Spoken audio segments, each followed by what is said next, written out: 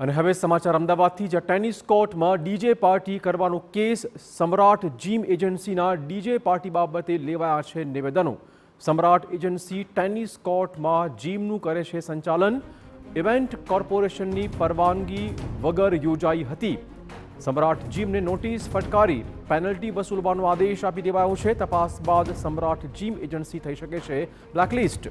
લાંભાના મિલ્ખાસિંહ tennis કોર્ટમાં એક પાર્ટીનો વિડીયો થયો હતો ગઈકાલે વાયરલ।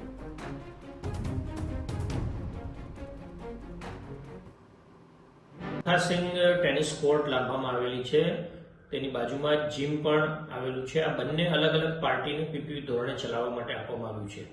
ગઈકાલે રાત્રે માલુમ પડતા ત્યાં ટેનિસ કોર્ટ ઉપર એક પાર્ટીનું આયોજન કરવામાં આવ્યું હતું એવી વિગત મળતા તુરંત જ કોર્પોરેશનના અધિકારી દ્વારા એની તપાસ કરવામાં આવી અને તપાસ કરતા આજે માલુમ પડ્યું છે કે રાત્રે 8 થી 10:30 સુધી આ પાર્ટીનું આયોજન કરવામાં આવ્યું હતું।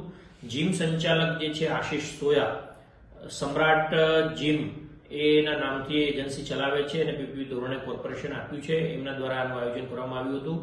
એમને પૂછપરછ કરતા કોઈ પણ પ્રકારની કોર્પોરેશનની મંજૂરી એમણે લીધી નથી।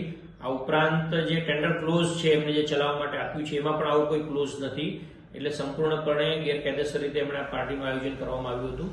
એટલે અત્યારે સક્ષમ સત્તા દ્વારા એમને નોટિસ આપવામાં આવી છે, ખુલાસો પૂછવામાં આવ્યો છે અને આ બધું જ જાણ્યા બાદ એમને હેવી પેનલ્ટી અથવા તો બ્લેકલિસ્ટ સુધીની કાર્યવાહી કરવામાં આવશે।